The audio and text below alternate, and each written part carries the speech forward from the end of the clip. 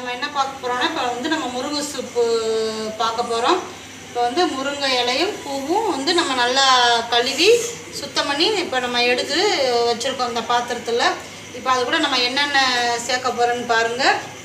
இப்போ வந்து தக்காளி, கொஞ்சம் விரலி மஞ்சள், வெங்காயம், வெள்ளைப்பூடு, சீரகம், மிளகு இதெல்லாம் வந்து கேட்பீங்க மிக்சியில் போடலான்னு. மிக்சியில் போட்டால் எல்லாமே மையாயிரும்.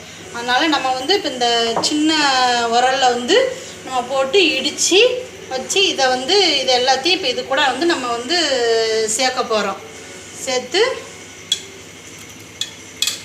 இதை வந்து ரத்தம் இல்லாதவங்க குடித்தா இதை இப்படி வேக போட்டு காலையில் ப்ரெஷ் பண்ணிட்டு வந்து இதை வந்து நம்ம சாப்பிட்டோம்னா நமக்கு வந்து ஒரு வாரம் தொடர்ச்சியாக நம்ம இதை வந்து சாப்பிட்டுட்டு வந்தோம்னா நமக்கு வந்து ரத்தம் வந்து நல்லா கிடைக்கும். சுகர் இருக்கிறவங்க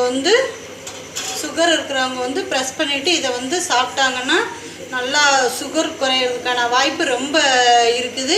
அதனால் இதை வந்து எல்லாருமே வந்து சின்ன குழந்தைங்களுக்கு கொடுத்தா கண் பார்வை, ஞாபக சக்தி எல்லாமே அவங்களுக்கு நல்லா கிடைக்கும். அதனால் இதை வந்து குழந்தைங்களுக்கு, பெரியவங்களுக்கு இதை வந்து செஞ்சு கொடுங்க. இந்த சூப்பை வந்து நைட்டு நனைய போட்டு இப்போ நைட்டு வந்து நம்ம இதை செஞ்சு காலையில் ப்ரெஷ் பண்ணிட்டு குடித்தோம்னா ரொம்ப சூப்பராக இருக்கும். ஃப்ரெண்ட்ஸ், இது நல்லா கொதிக்கட்டும். ஒரு 20 நிமிஷம் நல்லா கொதித்து ஒரு டம்ளர் நல்லா கொஞ்சம் தண்ணி வற்றுற வரைக்கும் இதை அப்படியே வந்து இந்த பிளேட்டை வச்சு இப்போ நம்ம வந்து மூடி வைக்கிறோம்.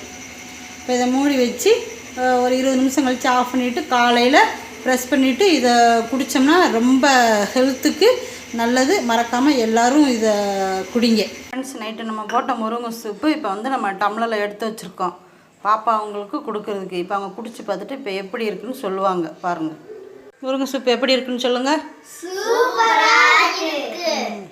இது ரொம்ப குழந்தைங்க இப்படி டெய்லியும் வாரத்துக்கு 2 தடவை குடித்தா குழந்தைங்களுக்கு ரொம்ப மிக நல்லது. கண்ணு நல்லா தெரியும், நல்லா ஞாபக சக்தி கொடுக்கும்.